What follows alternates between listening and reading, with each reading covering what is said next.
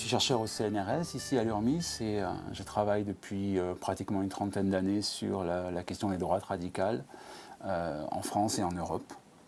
Et c'est donc dans ce cadre-là que j'ai entamé depuis quelques semaines maintenant le projet SCORE, qui est un projet qui justement vise à travailler et à regarder de manière comparative ce phénomène de droite radicale dans 4 pays européens.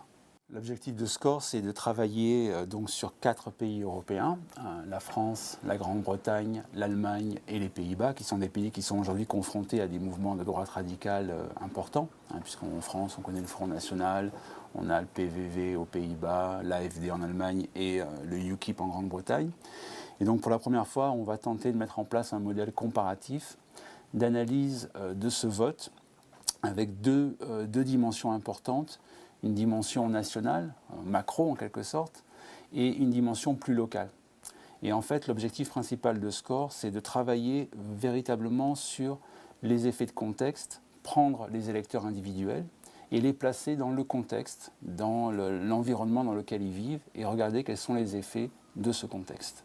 Essentiellement, ce qui nous intéresse en termes d'effets de contexte, ça va être de regarder un ensemble de variables sociales, le chômage, la précarité, l'éloignement, la présence étrangère qui évidemment est une des grandes variables. L'immigration, c'est une des variables clés pour comprendre ces phénomènes, et de lier ça, et SCORE va le permettre avec une grande enquête dans chaque pays, avec des attitudes et des perceptions par les électeurs eux-mêmes. Et donc l'objectif final, c'est d'articuler les perceptions individuelles, les attitudes, avec les effets de contexte, ce qui sera vraiment le grand plus et la grande avancée que le projet permettra.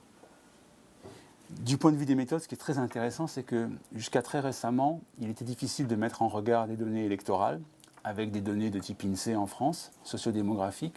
Et aujourd'hui, il existe des méthodes, notamment les SIG, qui permettent de travailler conjointement sur ces données.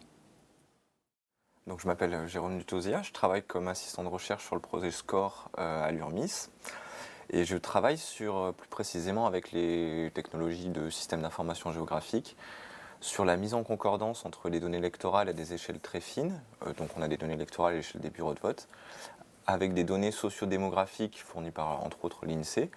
Et je travaille donc sur la mise en concordance entre ces deux données qui sont représentées à des échelles et des unités spatiales différentes. Pour prendre un exemple, si je prends la carte des quartiers de Nice, et que dans un second temps je superpose à cette carte en bleu les délimitations des bureaux de vote, j'observe qu'il n'y a pas de concordance entre ces deux échelles. Pour travailler sur la mise en concordance entre ces deux échelles, les systèmes d'information géographique vont être d'une grande utilité et vont nous permettre donc de qualifier très localement et de manière très précise ce territoire et donc ce contexte de vote.